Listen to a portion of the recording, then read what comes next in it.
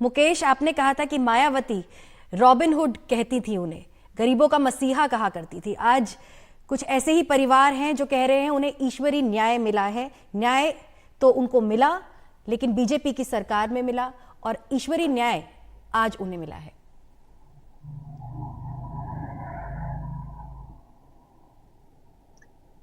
देखिए, ये वो परिवार हैं जो कि मुकदमा दर्ज करा पाए, और उनके केस या तो ट्रायल के दौरान ट्रायल चल रहा था या फिर कुछ केसों में फैसला आ गया था। ये वो परिवार है। लेकिन ऐसे बहुत सारे परिवार हैं जिनके लोग मारे गए, या जिनकी ज़मीनों पर कब्जा हुआ, या उन्हें दूसरे तरीकों से परेशान किया गया, लेकिन वो पुलिस थाने तक नहीं पहुंच पाए, उन्हें कोई केस दर्ज नहीं कराया गया।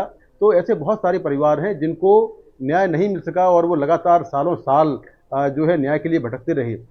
जो मुख्तार अंसारी है, उसके बारे में एक चीज़ मैं आपको और बताऊं कि मुख्तार अंसारी को लेकर जो ईडी है, यानी कि इन्फोर्समेंट डायरेक्टरेट, वो भी इस पूरे मामले की जांच कर रहा था। और 2022 में मुख्तार अंसारी को ईडी ने भी अरेस्ट किया था, और उस पर जो पीएमएलए के तहत केस चल रहा था, उसको लेकर ईडी जांच कर रही थी।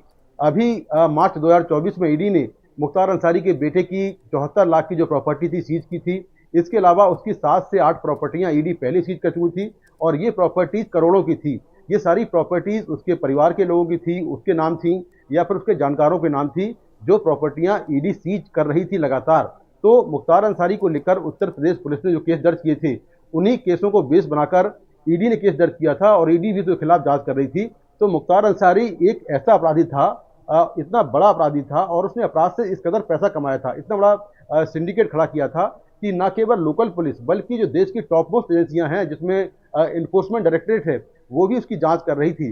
दूसरा, मुख्तार अंसारी का जो अपराध करने का तरीका था, उसका एक मैं आपको एग्जांपल देता हूं कि जब कृष्णानंद राय की हत्या हुई, तो हत्या के वक्त 400 राउंड फायरिंग हुई थी, और उत्तर प्रदेश में शायद ये पहला ऐसा मर्डर था जिसमें 400 राउंड फायरिंग की गई होगी, वो भी बहुत ही मॉडर्न वेपन से, जो उस समय AK-47 था, उस वेपन से फायरिंग हुई। तो मुख्तार अंसारी का मकसद केवल ये नहीं था कि किसी का मर्डर करवाना, मकसद ये भी था कि किसी की हत्या करवाने के बाद ऐसी दहशत पैदा हो कि लोग गवाही न दे पाएं, और जो लोग उसके खिलाफ बोलना चाहते हैं वो बोल भी ना पाएं। तो इस तरह से उसने कृष्णानंद राय, जो बीजेपी के एमएलए थे, उनका मर्डर करवाया था, और उस हत्याकांड के वक्त वो जेल में था। जेल में रहकर पूरी कॉन्स्पिरेसी की, और जेल में रहकर अपने लोगों से कृष्णानंद राय की हत्या करवाई। तो लगातार उस पर जो आपराधिक मामले दर्ज हो रहे थे, लेकिन कहीं ना कहीं वो बच रहा था, क्योंकि राजनीतिक संरक्षण प्राप्त था। 5 बार वो लगातार एमएलए चुना गया था, कभी समाजवादी पार्टी से, कभी बसपा से, फिर उसने बाद में अपनी पार्टी बना ली।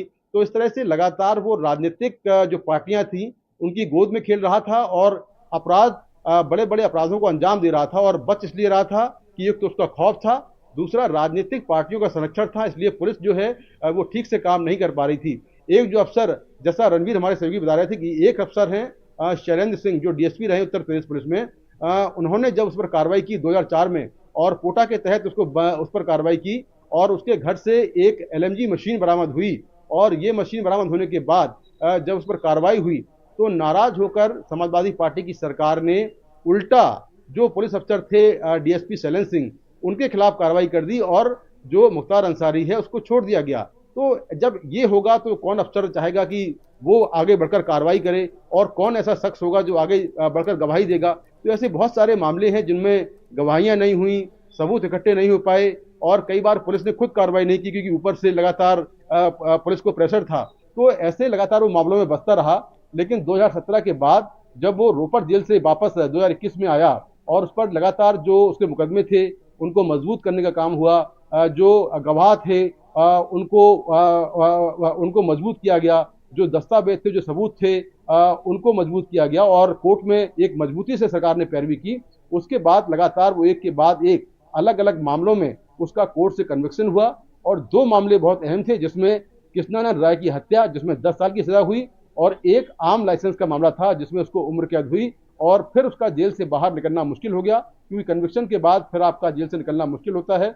लेकिन वो लगातार इस तरह के बहाने बनाता रहा कि उसकी तबीयत ठीक नहीं है, उसको ये बीमारी है, उसको अलग अलग बीमारियां हैं, और जेल में कुछ दिन उसका इलाज भी चला। लेकिन जांच में पाया गया कि उसके बहुत सारे जो एलिगेशन हैं वो गलत हैं। वो जानबूझकर इस तरह के एलिगेशन लगाता है ताकि जो मामलों की सुनवाई है उनमें देरी हो, और साथ में जो उसको जेल में जिस तरह से उसको रखा जा रहा है, उसको लेकर जो सरकार का रुख है वो थोड़ा नर्म हो। लेकिन जिस तरह से पिछले कुछ दिनों से उसने कहा कि उसको जेल के अंदर मिलावटी खाना दिया गया और उसके बाद उसकी तबीयत खराब चल रही है, तो उन आरोपों को भी जो उत्तर प्रदेश पुलिस है और जो जेल प्रशासन है उसने नकार दिया था।